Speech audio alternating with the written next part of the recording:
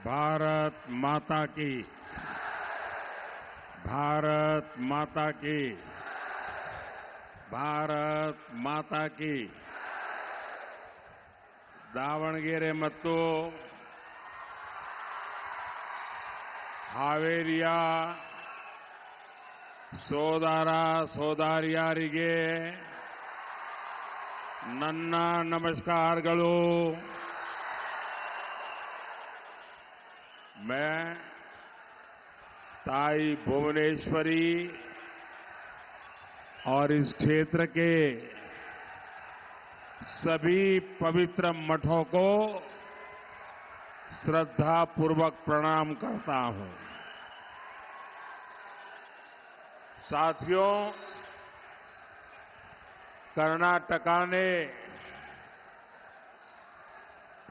26 अप्रैल की वोटिंग से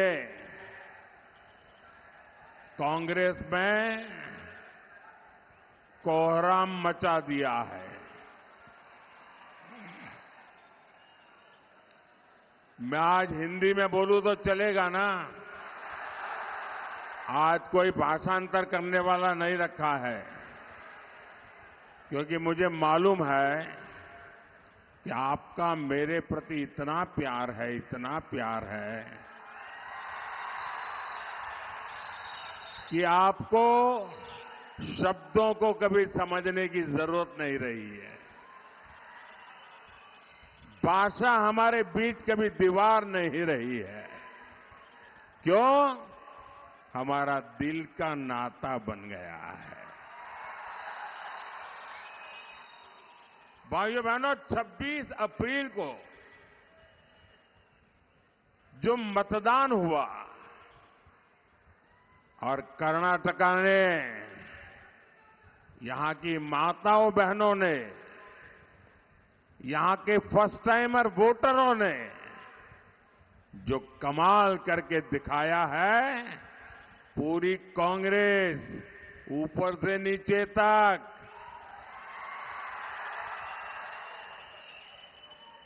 बहुत परेशान हो गई है। साथियों, पूरी कांग्रेस इस कोशिश में लगी है कि 7 मई को कुछ तो ऐसा हो ताकि कम से कम एक खाता तो खुल जाए। उनके लिए इस बार दिल्ली में खाता खुलने की संभावना खत्म हो गई है। लेकिन दावणगेरे का ये विशाल जन समर्थन,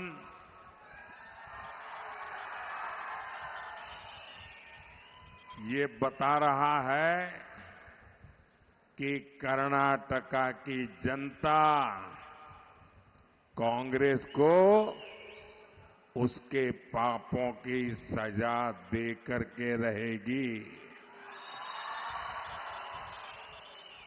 साथियों, अब वो दिन दूर नहीं जब कांग्रेस पार्टी के अलग अलग गुटों में भीतर ही भीतर जो गृह युद्ध चल रहा है, वो सड़क पर आने वाला है।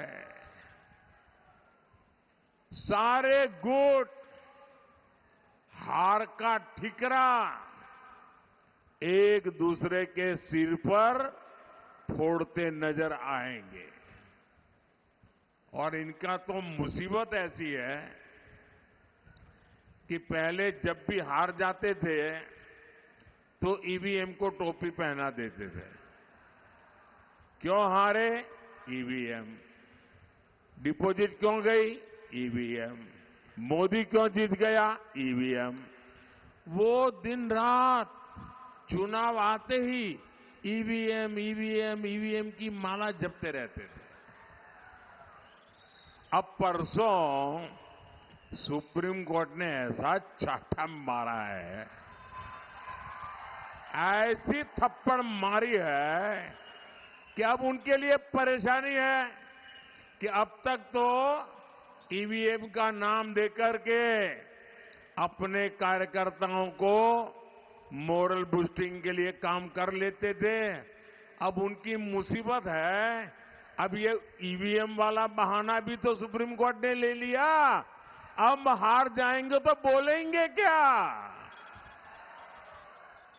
आज पूरी कांग्रेस चुनाव हार जाए तो क्या बयान देना, उसके ड्राफ्टिंग में लगी हुई है, तैयारी कर रहे हैं। साथियों, मैं कर्नाटका में जहां जहां गया हूं, मुझे तमिलनाडु के चुनाव में जाने का अवसर मिला, मुझे केरल में जाने का अवसर मिला, मैं कश्मीर से कन्याकुमारी तक हिंदुस्तान के हर कोने में गया हूं। मैं 2014 में भी जाता था, 2019 में भी आया था, लेकिन 2024 का मिजाज ही कुछ अलग है।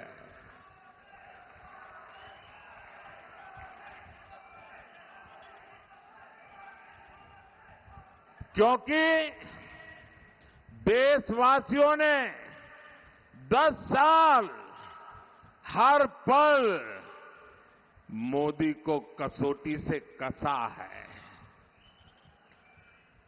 तराजू से तोला है। मोदी की वाणी, मोदी का वर्तन, मोदी का समर्पण, 10 साल से देश 280 करोड़ निगाहें हर पल मोदी को देख करके सही गलत का फैसला करते हैं। और अनुभव के बाद 10 साल की कठोर कसौटी से निकल करके आज जब मोदी आया है तो आपका जाना हुआ मोदी है, आपका परखा हुआ मोदी है और आपके लिए जिंदगी खपाने वाला मोदी है। और ये मैं आज जो 14 में नहीं देखा, जो 19 में नहीं देखा, वो 24 के चुनाव में मैं भरपूर देख रहा हूं। मेरी माताएं, बहनें, ऐसा लग रहा है मोदी का एक अभेद्य रक्षा कवच बन गई है पूरे देश की माताएं, बहनें। छोटी छोटी बालिकाएं, मैं यहां देख रहा हूं कितनी बालिकाएं ऊपर हाथ कर रही है।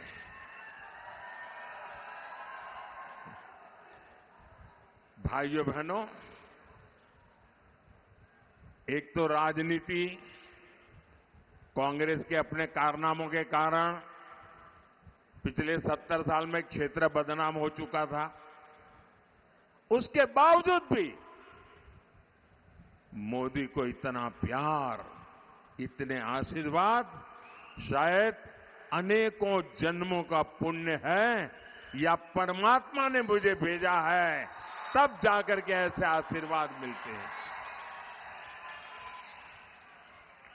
मैं किस किस का आभार व्यक्त करूं, मेरे पास शब्द नहीं है। क्या मैं परमात्मा का आभार व्यक्त करूं? क्या मैं जनता जनार्दन का आभार व्यक्त करूं? क्या मैं गांव गरीब का आभार व्यक्त करूं? क्या मैं मेरे देश के नौजवानों का आभार व्यक्त करूं? मेरे पास आपके इस प्यार को व्यक्त करने के लिए, आभार बताने के लिए आज शब्द कम पड़ रहे हैं। सिर्फ और सिर्फ आज मेरे पास है तो एक है जिसमें शब्द नहीं है, संवेदना है, जिसमें पूरी तरह मेरा मौन समर्पण है। और मेरे पास एक ही रास्ता बचा है कि देशवासियों को सदा सर्वदा सर झुका करके प्रणाम करता रहूं।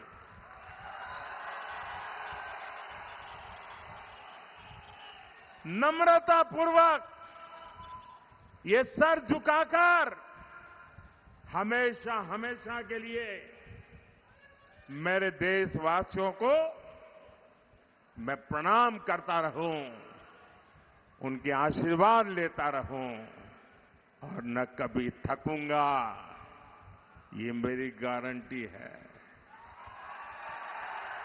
न कभी थकूंगा, न कभी रुकूंगा, न कभी झुकूंगा और हर पल आपके लिए जूझता रहूंगा। ये गारंटी मोदी ने 10 साल आपने मुझे देखा। भाइयों बहनों, आज मैं जहां जाता हूं, देश के हर कोने से, कर्नाटका के हर कोने से एक ही आवाज आती है, एक ही सुर सुनाई देता है। फिर एक बार, फिर एक बार, फिर एक बार 4 जून को पूरे कर्नाटका में सेलिब्रेशन होने जा रहा है।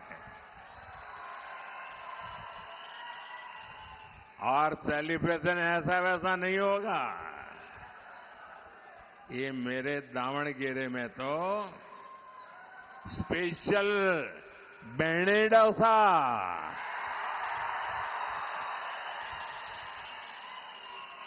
अभी से तैयारी कर लो भाई।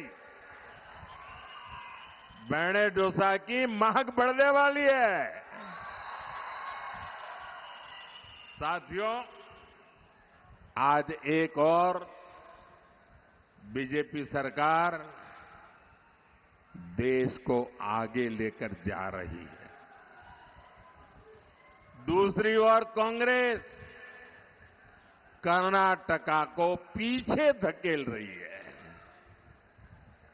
एक और मोदी का मंत्र है, विकसित भारत के लिए 24 घंटे काम, बिना रुके, बिना थके, 24 घंटे काम, 24/7,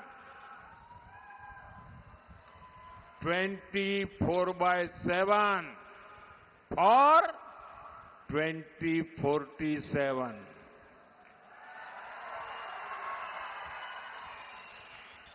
और दूसरी ओर कांग्रेस का वर्क कल्चर है, ब्रेक करो या तो ब्रेक लगाओ। कांग्रेस देश की एकता को ब्रेक करने में जुटी हुई है और डेवलपमेंट के कामों पर ब्रेक लगाने में लगी हुई है।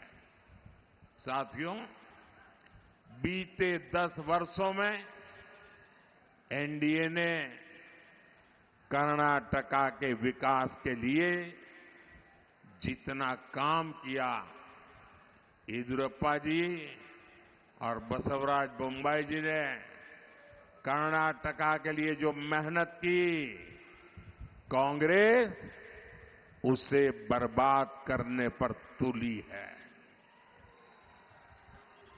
और कर्नाटका में कांग्रेस जनता को एड्रेस नहीं कर रही है। वो सुबह शाम तय करते हैं कि नंबर 2 एक को कैसे मारेगा, एक नंबर तय करता है नंबर 2 को कैसे मारेगा। वो उसको नीचा दिखाने के लिए क्या करेगा, ये उसको नीचा नहीं गया, ये यही खेल चलता है। कर्नाटक को ऊंचा दिखाने के लिए उनके पास कोई विजन ही नहीं है। अपने इन गुटबंदी के कारण, अपने ही भाई भतीजावाद के कारण, उनकी गलत नीतियों के कारण कांग्रेस कर्नाटका में युवाओं, किसानों और सामान्य नागरिकों के भविष्य से खिलवाड़ कर रही है। और कर्नाटका कांग्रेस का हाल देखिए जी।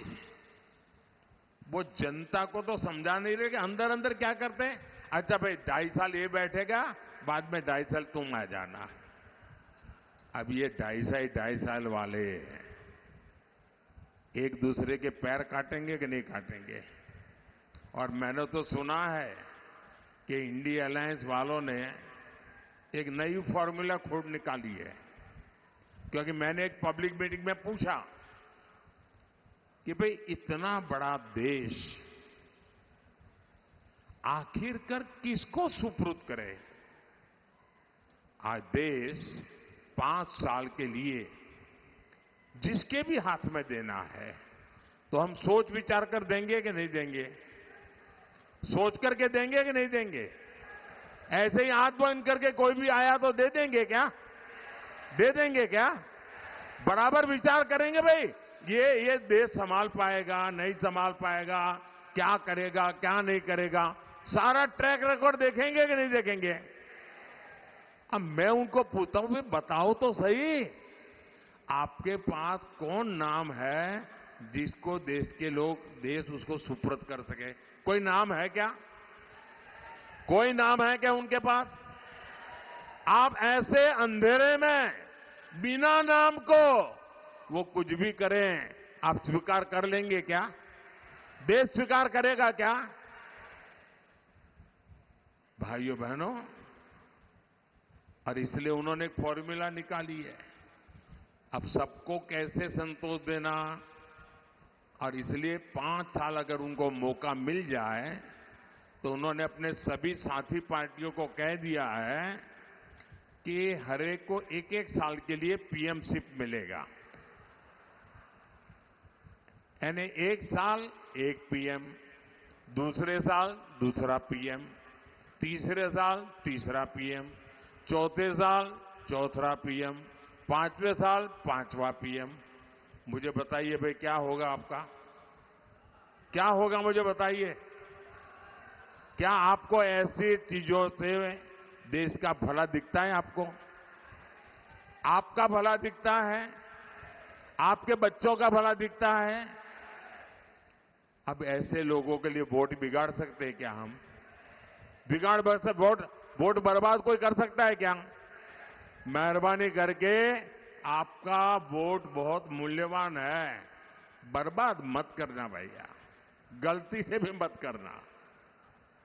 भाइयों बहनों, कर्नाटका में कांग्रेस ने नई एजुकेशन पॉलिसी पर ब्रेक लगा दिया।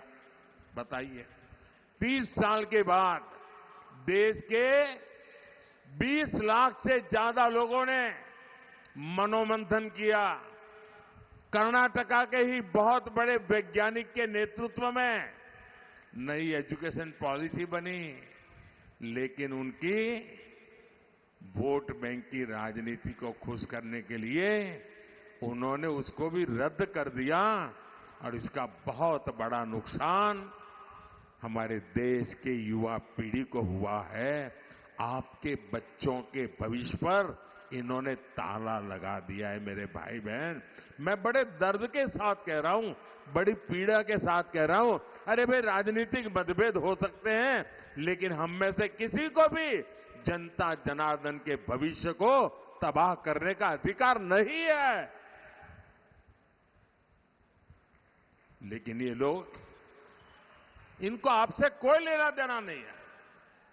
यहां हेल्थ सेक्टर की बात हो, इरिगेशन की बात हो, सब पर राज्य सरकार ने पूरी तरह डंडा चलाया, बंद करवा दिया। भगवान बसवेश्वरा की इस धरती पर इस तरह डेमोक्रेसी के खिलाफ काम करके कांग्रेस बहुत बड़ी गलती कर रही है, बहुत बड़ा पाप कर रही है। साथियों, आज कर्नाटका कांग्रेस के उसी गवर्नेंस मॉडल का शिकार बन चुका है। जिस तरह इन्होंने 6 दशकों तक देश को चलाया था, कांग्रेस ने देश में करप्शन बढ़ाने और लाखों करोड़ के घोटालों का घोर पाप किया है। क्या ऐसे लोग तेजी से विकास कर रहे हमारे भारत की कमाल, उसका नेतृत्व जो बर्बाद करते हैं वो लोग कर सकते हैं क्या? इन पर भरोसा कर सकते हैं हम? साथियों, एक समय था जब गरीबों, एससी, एसटी, ओबीसी, पिछड़ों के हक की योजनाएं कांग्रेस के करप्शन का मुख्य स्रोत हुआ करती थी। कांग्रेस के पूर्व पीएम कहते थे कि गरीबों के लिए 1 रुपया भेजते थे तो सिर्फ 15 पैसा, 15 पैसे पहुंचता था। जरा मैं पूछना चाहता तो 1 रुपया निकलता था, 15 पैसा पहुंचता था, तो बीच में कौन सा पंजा था जो 85 पैसे मार लेता था?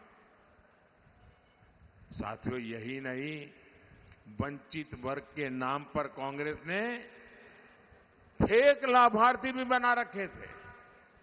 करप्शन का तरीका देखिए, जो पैदा नहीं हुआ, जिसका जन्म नहीं हुआ, उसकी वो शादी भी लिखवा देते थे, फिर उसको वीडियो भी बना देते थे और वीडियो बना करके वीडियो वाली योजनाएं मार खाते थे लोग।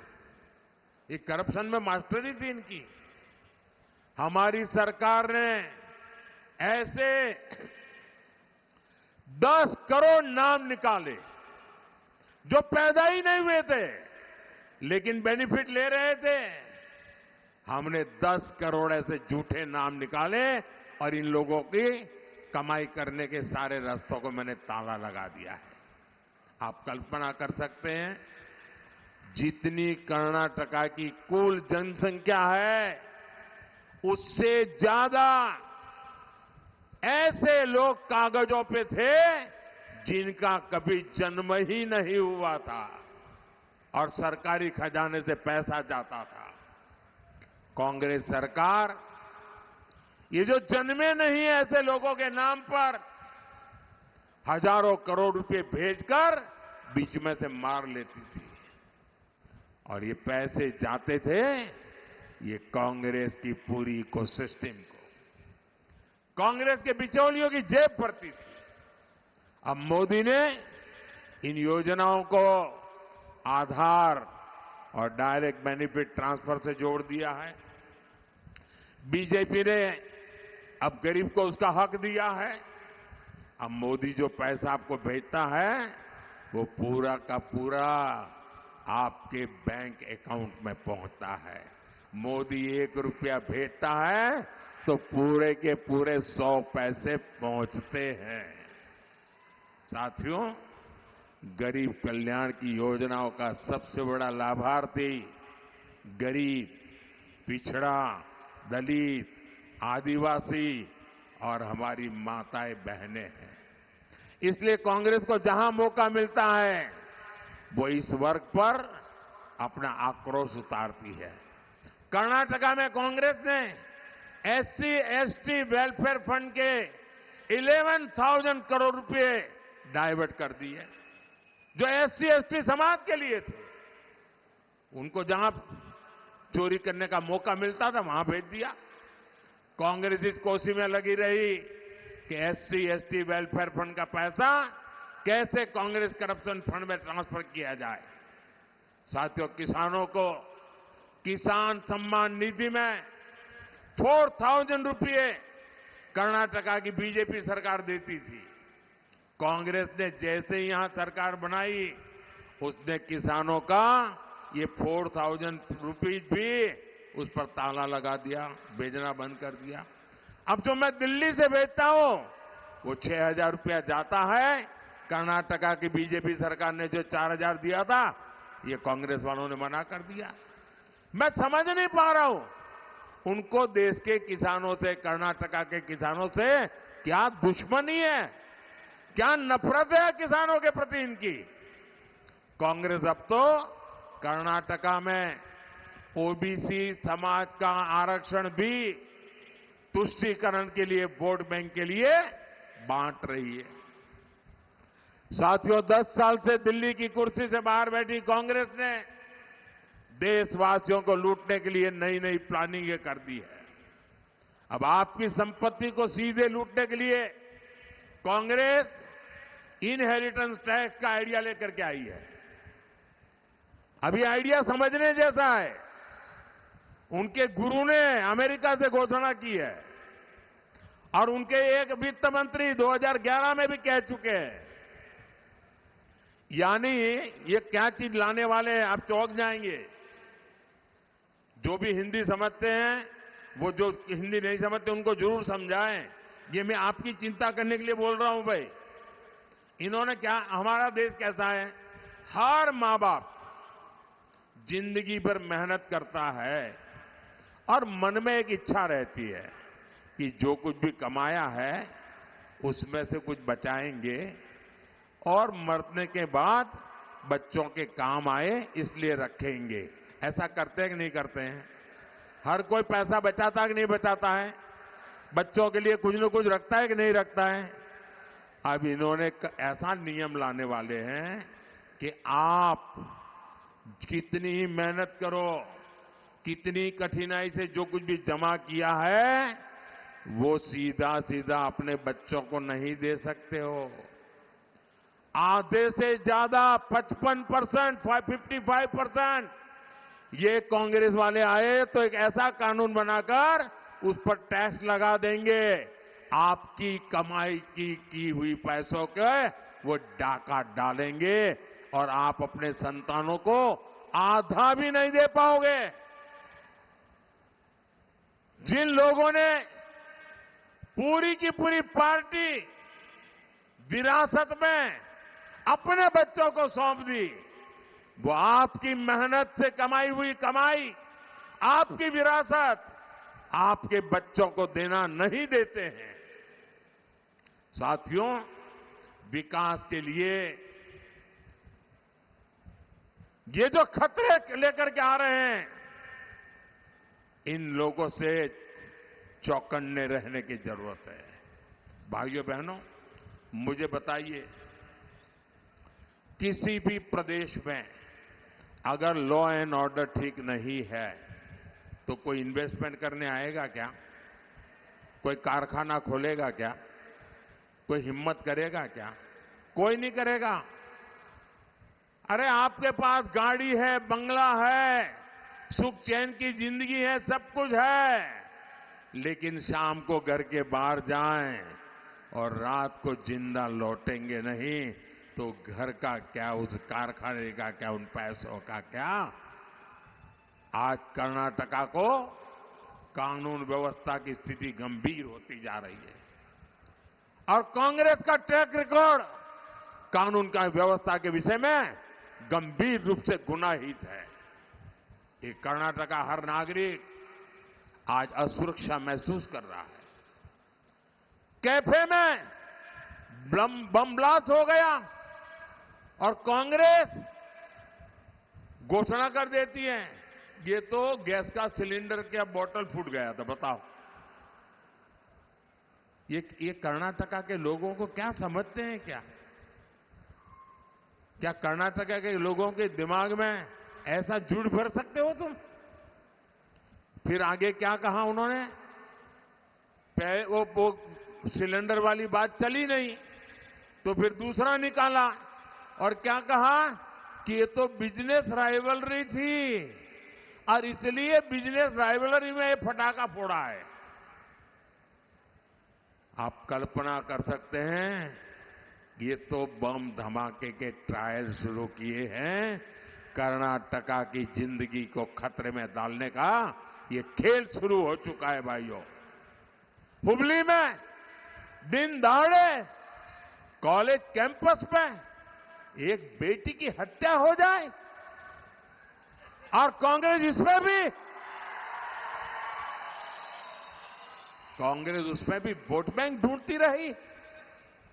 इस घटना ने कर्नाटका के सामान्य परिवारों के लिए बहुत बड़ी चिंता खड़ी की है, टेंशन पैदा किया है। हर मां बाप सोचते हैं कि बेटी बाहर भेज दें या न भेजें, अकेली जाएगी तो पता नहीं क्या होगा। साथियों, नेहा की हत्या ये सामान्य घटना नहीं है।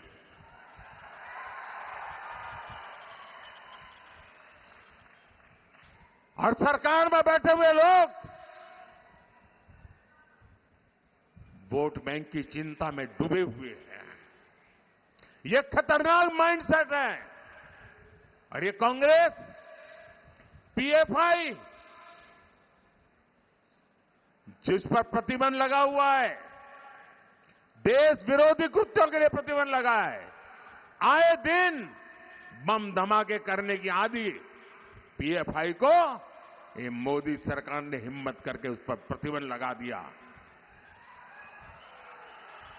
उसके बड़े बड़े 30 मार्का जेलों में सड़ रहे हैं। लेकिन कांग्रेस पार्टी चुनाव जीतने के लिए ये पीएफआई के पुराने लोगों के साथ गठबंधन करके उनको बढ़ावा दे रही है। साथियों, विकास की ऐसी स्थिति हो नहीं सकती कि विकास हो। और आज अगर देश में सुरक्षा की अगर कोई गारंटी है तो उसका नाम मोदी है।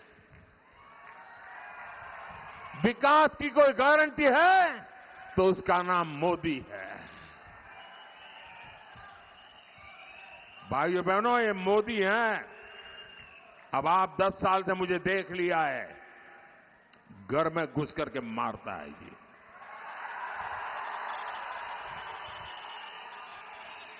मेरे लिए, मेरे देशवासियों की सुरक्षा ये मेरी सबसे बड़ी प्राथमिकता है।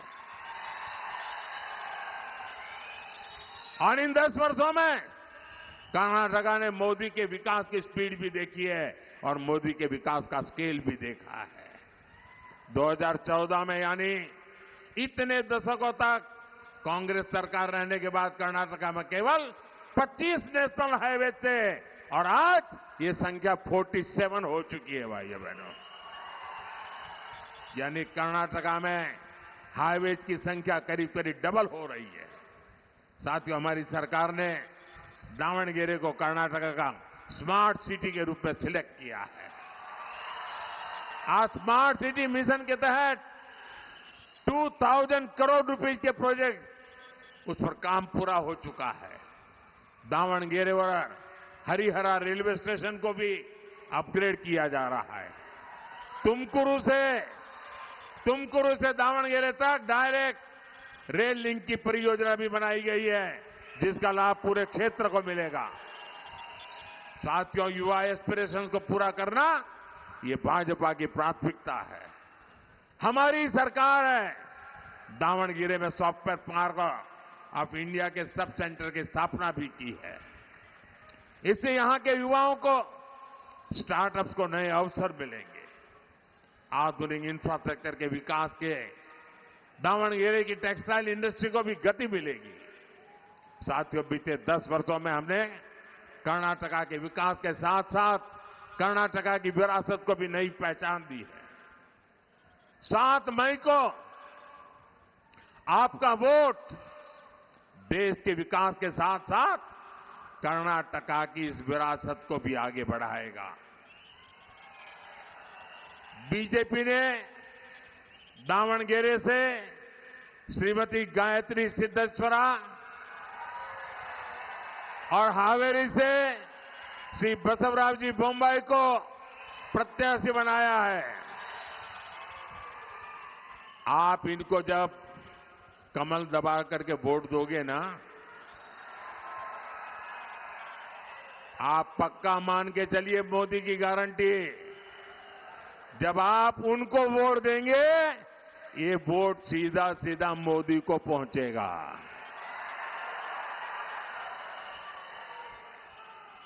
आपका एक एक वोट मोदी के संकल्पों को मजबूत करेगा।